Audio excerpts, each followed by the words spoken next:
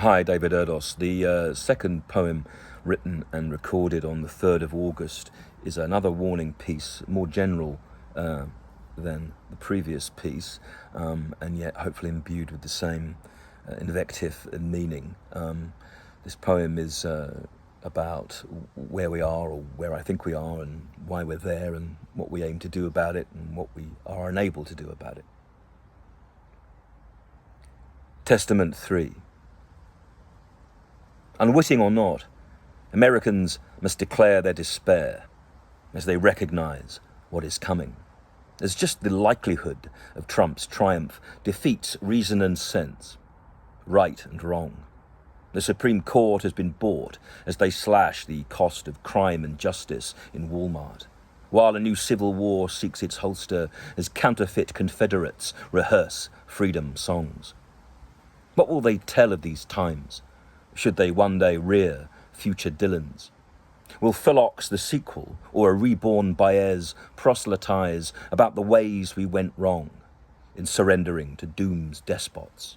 Or how Woody Guthrie's land started sinking as soon as he finally closed his eyes? When Bob Dylan dies, what form of sage will replace him? His first stage of song statements remain prophecy. For these are freshly biblical times, even if both testaments lay in tatters. For should Christ return, then it's Sodom he must deal with first, and then die. If not at Zion's hand, then for Palestinian freedom. If not for the Russian heart, or blood flowing through the streets of Kiev, or the nukes which have been neglected of late, but which still squat malignantly in their silos, keen to make halos of anyone set to rebuke this sad status quo. As no one can truly say what has happened. The fact that you can be impeached 2 times over, convicted, and then reconfirmed is absurd. But he would, if he could, damn us all in a fit of pique so astounding that this president of the prison cell waiting could forever stain sacred words.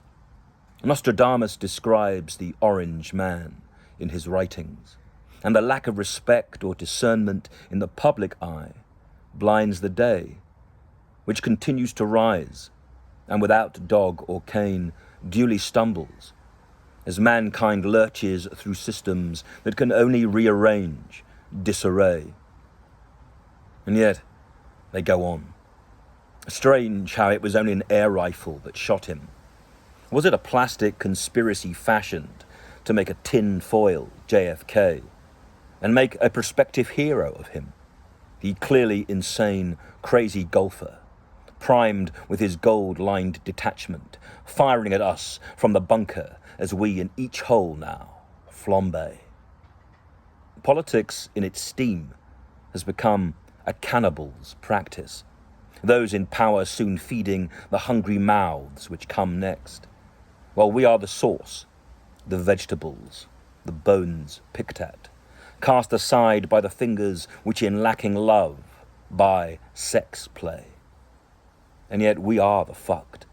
We are Judaic guilt seen by Christians, something which at Christ's death the Romans avoided before founding their own dynasty, from which the Vatican rules, commandeering all who would follow, as does Muhammad's men in the mountains, each bad act denouncing each faith's true ministry, which is surely to understand and accept and sibling each other, of whatever race, creed or number, the balance to build stays unset, an architecture unwound, a half-made sketch or a poem, but not a plan. So the story of where to go next must be met in some third testament, which does not need a God or Christ figure. It needs only the movement of man as one. And those 3 letters include the so-called rib source of woman, and of the other bones which grow from her, around the tree appled in Eden, and from which desire and doom first begun. We need that third in the series fast, as opposed to the next franchise installment. We need some new teller, interstellar or not, here on Earth, in order to show that the glow within the human heart still needs fanning. We have to know what God's planning will not destroy human worth. The sun scorches now to declare its own despair at our progress. Beware, scared, be better. Do not, I beseech you, in descent or ascent, forsake search. David Erdos, August the 3rd, 2024.